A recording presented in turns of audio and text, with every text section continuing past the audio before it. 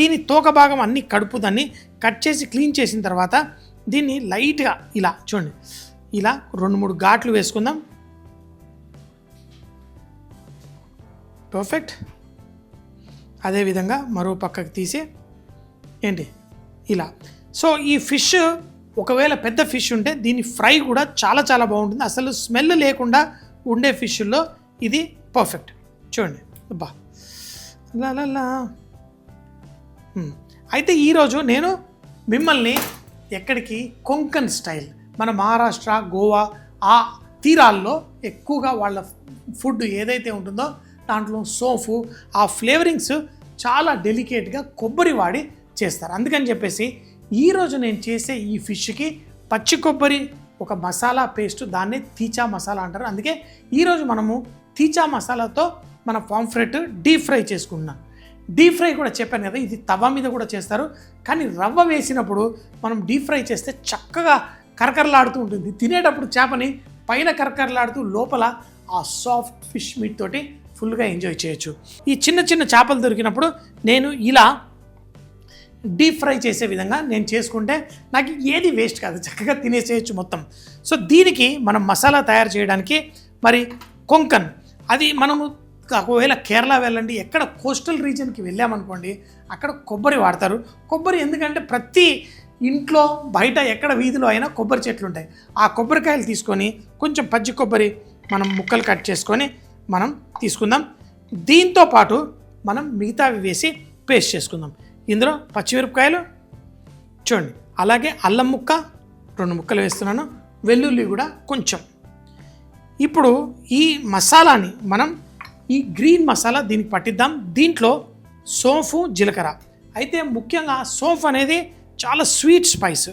మనకి యాలకులు sweet spice, saunf కూడా అలాగే స్వీట్ స్పైస్. అంటే మనకి దాల్చిన చెక్కలాగా ఈ స్పైసెస్ మనము స్వీట్లలో కూడా వాడతాం.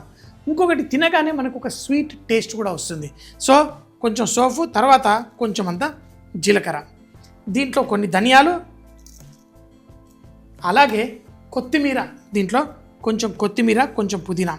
సో కొంచెం గ్రీన్ కలర్ ఎక్కువగా కావాలంటే పుదీనా, కొత్తిమీర ఎక్కువ వేస్తారు. కానీ నాకు ఆ ఫ్లేవర్ అనేది మైల్డ్గా ఉండాలి, మరీ ఎక్కువ కాకుండా కొంచెం మైల్డ్గా ఉండాలి.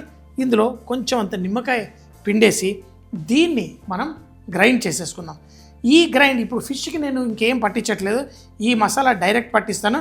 ఇందులో అలాగే చిటికెడంతా ఉప్పు కూడా వేసుకుందాం.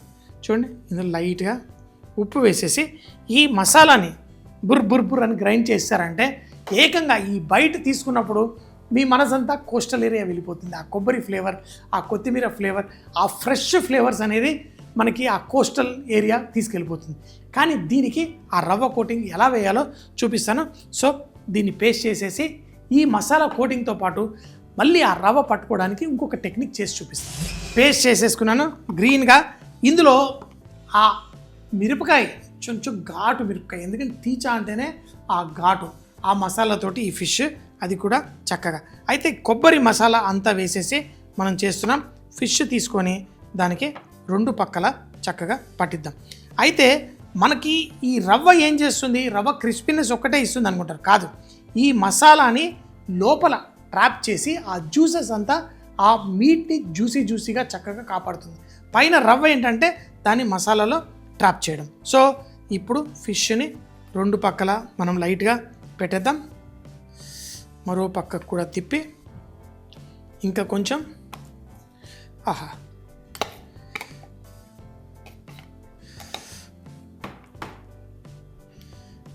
చూడండి, ఒక సైడ్ ఇట్లా మసాలా పెట్టి దీన్ని పిండిలో, మన మైదా పిండిలో లైట్గా ఇలా దొర్లించాలి.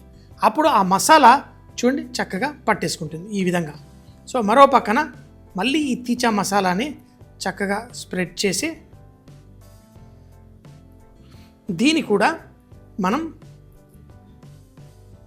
ఈ పిండిలో దొర్లిచ్చేస్తే మనకి ఈ ఫిష్ లైట్గా కోట్ అయి ఉంటుంది. కానీ మనకి దానికి రవ్వ కూడా మనం కోట్ చేయాలి. అది కూడా ఎలా చేయాలో చూపిస్తాం. ఫిష్ ముక్కల్ని ఈ విధంగా మసాలా అంతా పట్టించాను. సో దానికి ఊడిపోతూ ఉంటుంది. దానికి మళ్ళీ మనం పర్ఫెక్ట్గా ఆ రవ్వ కూడా కోటింగ్ ఇవ్వడం కోసం కొంచెం కోడిగుడ్డు తీసుకొని మనం ఈ కోడిగుడ్డుని ఇలా బీట్ చేసేసుకోండి. లైట్గా కొంచెం నీళ్లు పోసి ఇది ఇలా నీళ్ళతోటి మనం వేసి లైట్గా బీట్ చేసుకోవాలి. ఇది మనకి థిన్ కోటింగ్కి మనకి పనిచేస్తుంది. చూడండి పర్ఫెక్ట్. ఇప్పుడు రవ్వ ఏదైతే ఉందో ఒక ప్లేట్లో మనం తీసుకుందాం. ఇలాగా తీసి ఈ ఫిష్ ముక్క తీసుకొని దీన్ని ఈ గుడ్డు పైన ఈ విధంగా లైట్గా కోటింగ్. ఇప్పుడు మనకి ఎక్కడైనా ఆ గుడ్డు కోటింగ్ ఉందనుకోండి, ఇమీడియట్గా రవ్వని చక్కగా పట్టేసుకుంటుంది. ఇలా వేయండి, ఇలా తిప్పండి. ఆ రవ్వ ఎక్కడెక్కడ కోట్ అవ్వలేదో ఆ పక్కన తిప్పేస్తే మీకు పర్ఫెక్ట్ కోటింగ్ వచ్చేస్తుంది. తర్వాత దీన్ని మనము ఇలా పెట్టేసుకొని ఫ్రై చేసుకోవచ్చు. ఫుల్ రవ్వ కోటింగ్ మనకి మసాలా, పచ్చి కొబ్బరి మసాలా ఫిష్ తోటి చాలా చాలా బాగుంటుంది. ఇక్కడ నూనె వేడిగా ఉంది. ఇలా చేసిన దాన్ని జాగ్రత్తగా నూనెలో ఇలా వేసేయండి. ఒక్కొక్క పీస్గా ఫ్రై చేసుకోండి. తవ్వ మీద కూడా చేసుకోవచ్చు, కానీ నేను ఇలా డీప్ ఫ్రై చేస్తున్నా. ఇలా ఫ్రై చేసేటప్పుడు దాన్ని ఆ పిండి అంతా ఊడకుండా దాన్ని ముట్టుకోకండి, కదలపకండి. ఫ్రై కొంచెం అయిన తర్వాత బంగారు రంగు వచ్చిన తర్వాత అది గట్టిగా అవుతుంది. అప్పుడు మనం తీసి మరో పక్కకు తిప్పి కుక్ చేసుకోవాలి. సో ఇదే విధంగా ఇంకో ఫిష్ కూడా మనం చేసేసుకుందాం. ఫిష్ ఒక పీస్ వేసాను, ఫ్రై అవుతుంది. ఇప్పుడు చూడండి ఆ మసాలా అంతా పట్టేసుకుంది. ఇంకో పీస్ కూడా ఇందులో వేసి స్లోగా ఫ్రై చేయండి. మనకి ఫిష్ మంచిగా బంగారు రంగు వచ్చేంత వరకు, క్రిస్పీగా అయ్యేంత వరకు ఫ్రై చేసుకోండి. చూడండి మన ఫిష్ ఫ్రై అయిన తర్వాత కడక్ కడక్ సింపుల్. మనం వేసిన కోటింగ్ పైనేమో కరకరలాడుతూ, లోపలేమో మన కొబ్బరి మసాలా అంతా ఫ్రెష్గా పర్ఫెక్ట్గా ఉంది. సో ఇంకేంటి చూస్తారు కదా, మరి ఈ ఫిష్ ఈ విధంగా ఆహా